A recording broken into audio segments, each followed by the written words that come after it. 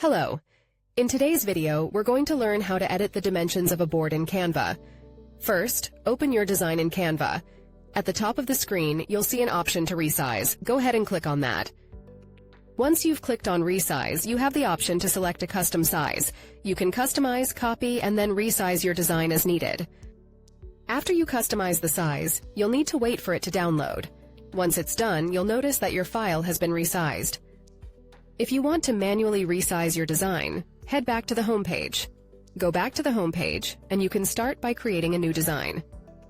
When creating a new design, you can select a custom size directly.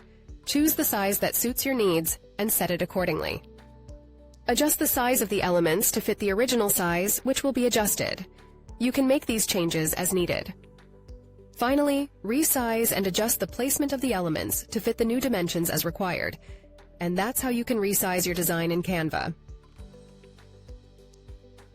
Thank you for watching.